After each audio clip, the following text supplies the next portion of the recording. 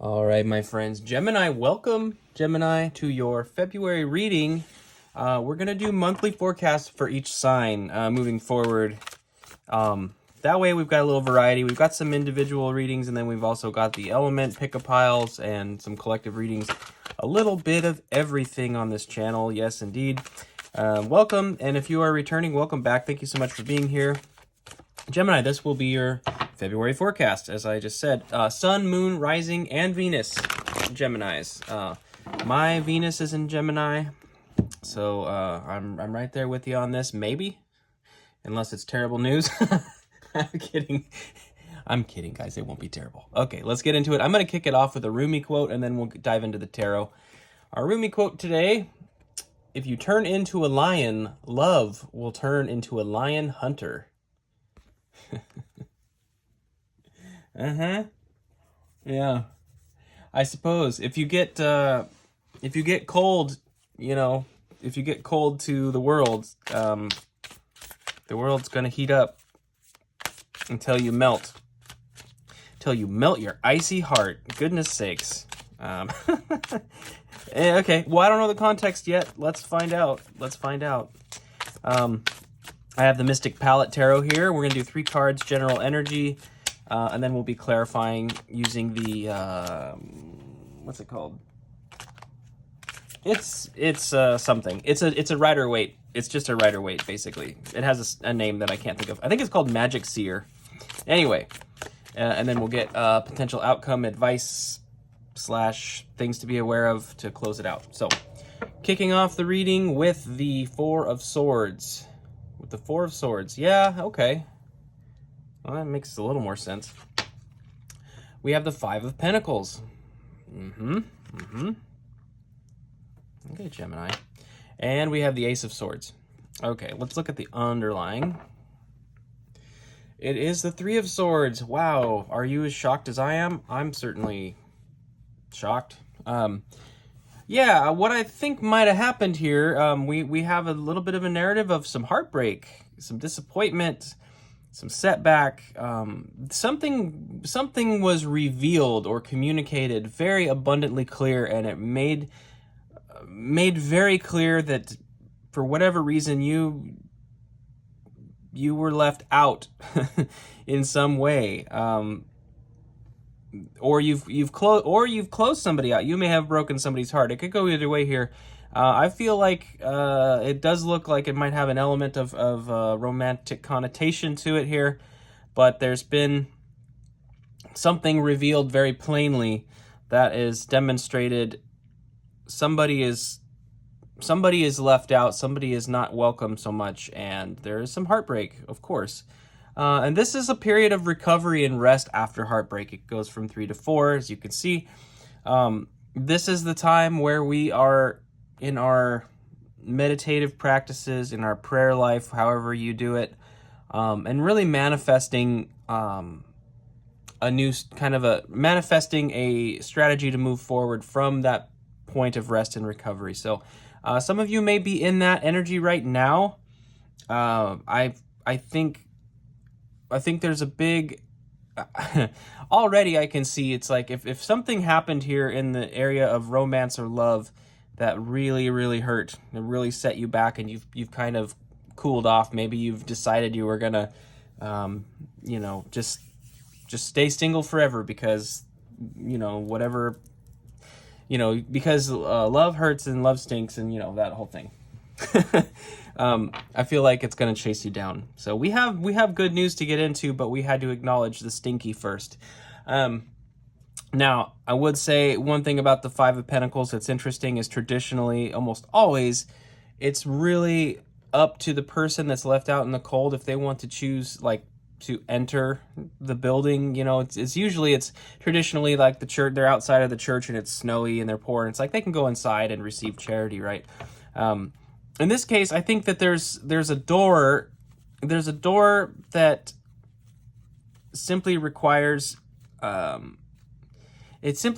you to sort of jiggle the handle, so to speak. It's like the door's closed, but it has a handle on it, and if you would operate that mechanism, it probably will open.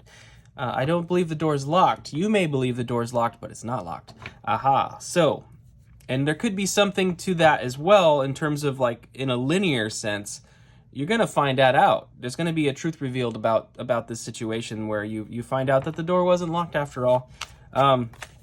Caveat: chasing people that if chasing people that you're pining over is only a recipe for pain. I do not recommend it under any circumstances.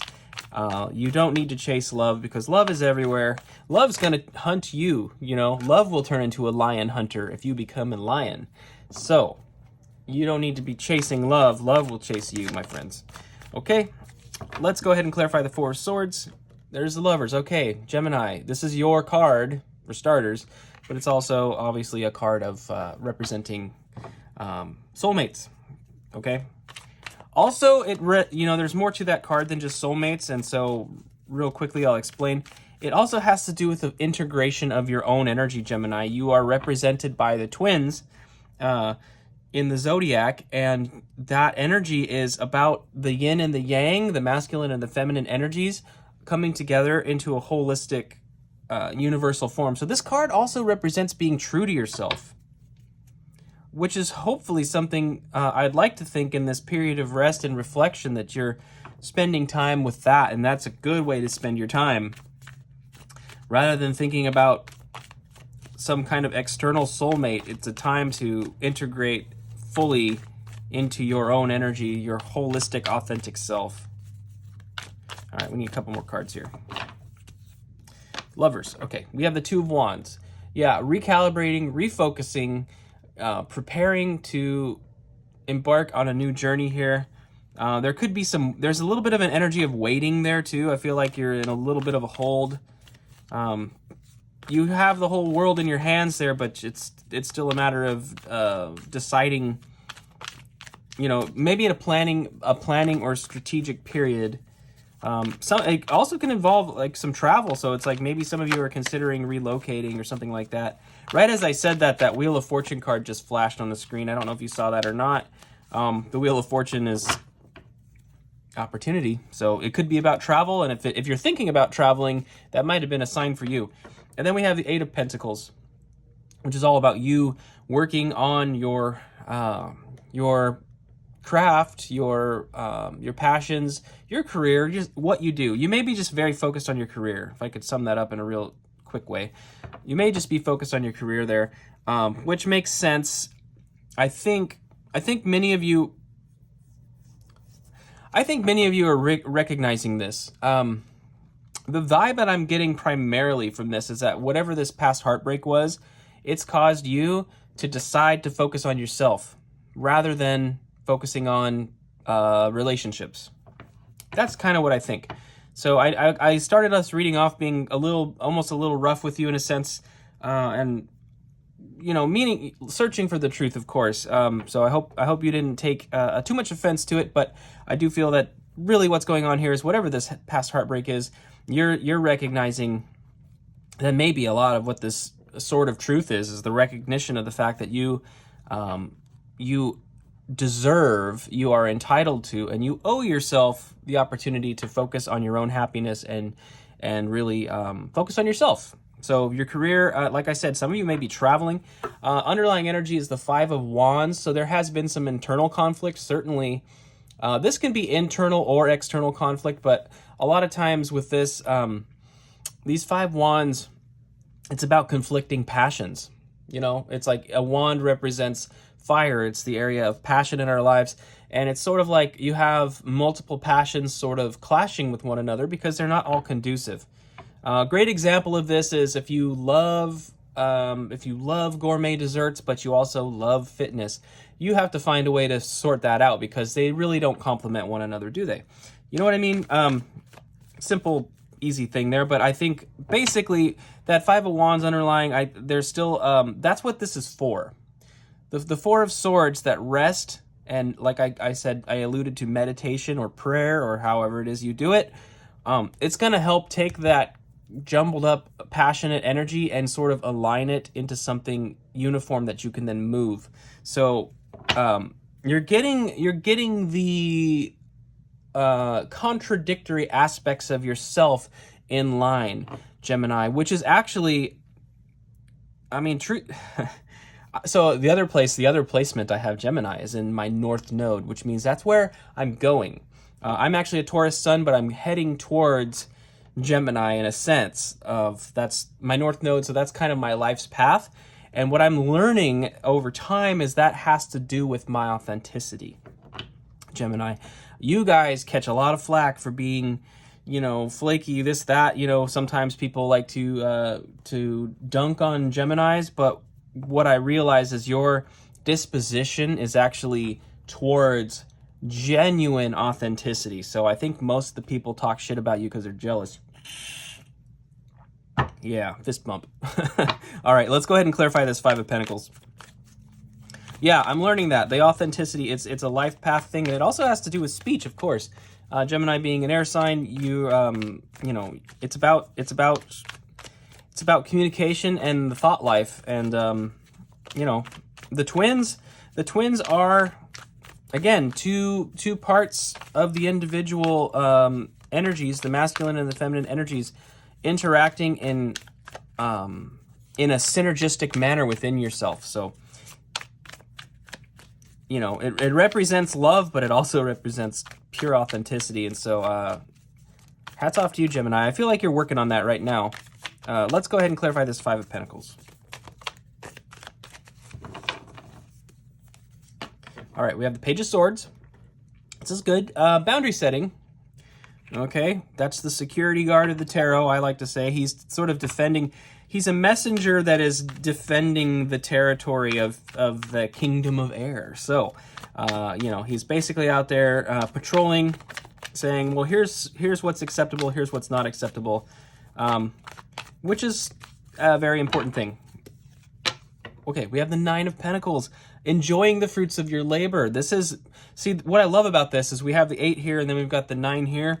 The investments that you're making in yourself are beginning to pay off in a big way. This door, I alluded to this door earlier that is probably not locked. I think that's the door to your, grit, for lack of a better term. I think there's that on the other side of that door is your determination, where you just kind of say, fuck it, I'm working on me. I'm working on me. And I like it because it's paying off in a big way. I think you're about to kick on the gas, kick on the gas. Who kicks on the gas? That's a terrible way to drive your car, by the way. You're about to hit the throttle, though, and just really take off. We have the Hanged Man here. This is a moment of enlightenment that comes from discomfort. It's not comfortable to hang from your foot upside down. Making yourself uncomfortable willingly can bring about profound enlightenment. And, that I think that's part of it. It's like you found yourself in an uncomfortable place here, but you've decided, I'm in this uncomfortable place. I'm going to learn from it. I'm going to make the best of it, which is rad. And then we have the High Priestess on the bottom, about your intuition, about your inner knowing, about trusting your gut, and also about learning to trust spirit. I feel like Gemini oftentimes, oftentimes, no, scratch that. I feel like you're really about to really level up in the sense of your connection with spirit and trusting spirit. I feel like you're really about to level up in that way of attachment to spirit, if that makes any sense. You're going to be more in lockstep with your guides and your higher self. Now, I also have to point out here, the Hanged Man, this is a card of Pisces. The High Priestess is also a card representative of Pisces. It's basically Pisces and Cancer, depending on who you ask. It represents the moon, but, there we go. Just FYI, I don't know if this situation had anything to do with the Pisces or not, but I suppose it's possible. Anyway, let's go ahead and move on to this Ace of Swords. We'll clarify that.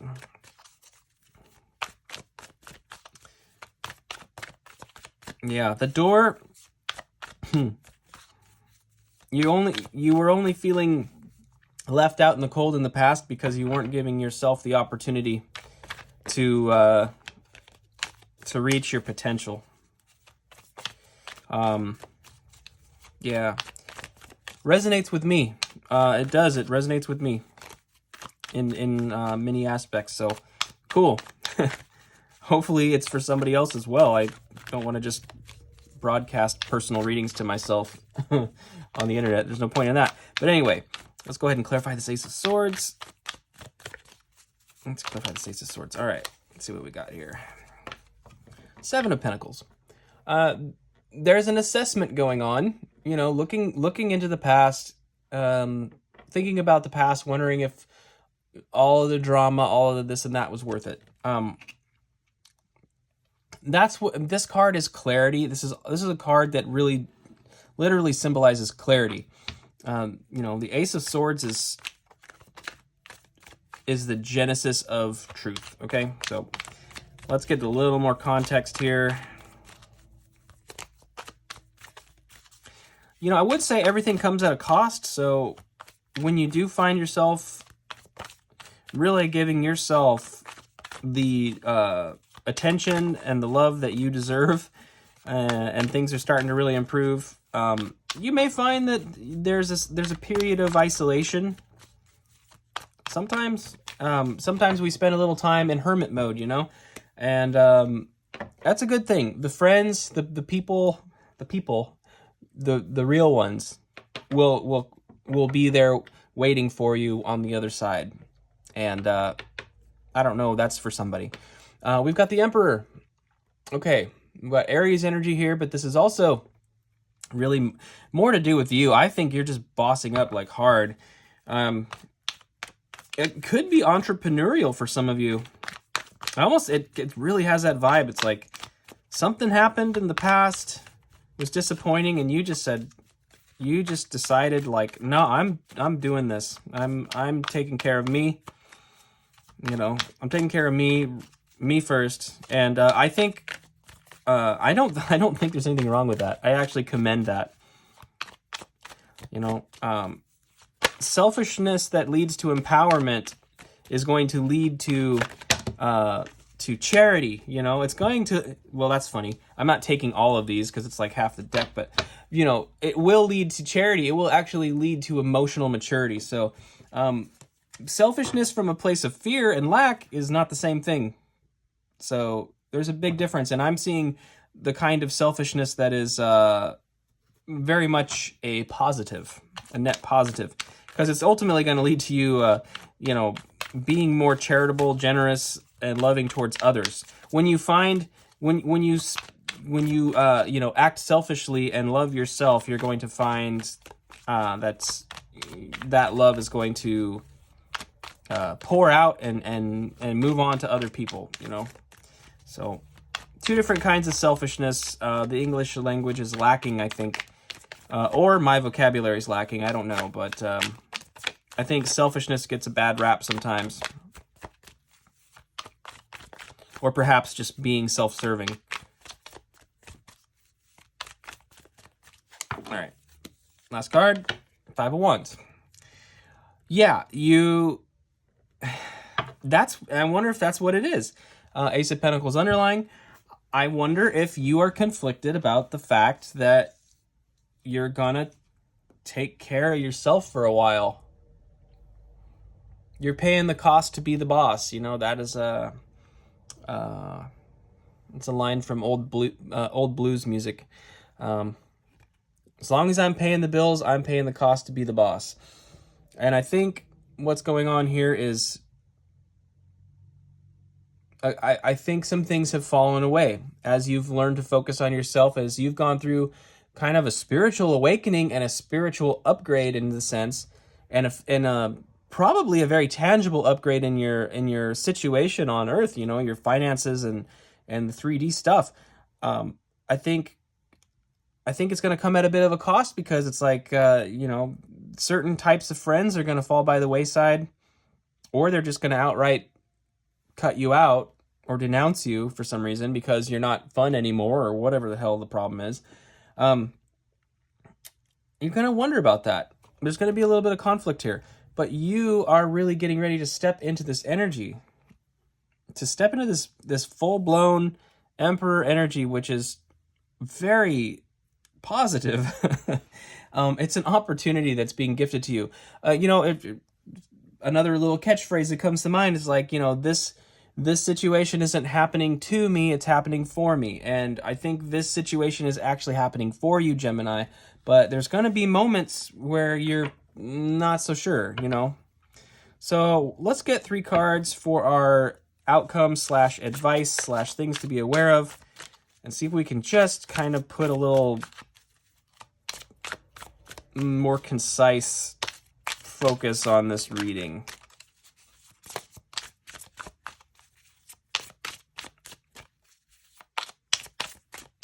I think you're presented with a huge opportunity here.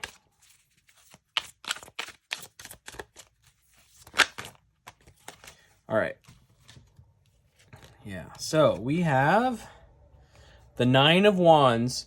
The 9 of Wands is the wounded warrior, and the 9 of Wands is persisting in their passions, insisting on their manifestation. You've taken some hits, you've taken some lumps, you've had some setbacks. We kind of saw that in this pile too, where it's like you're looking back on it and saying, well, geez, was this actually worth it? Is it going to be worth it? And the answer is yes, but it is going to come at a cost.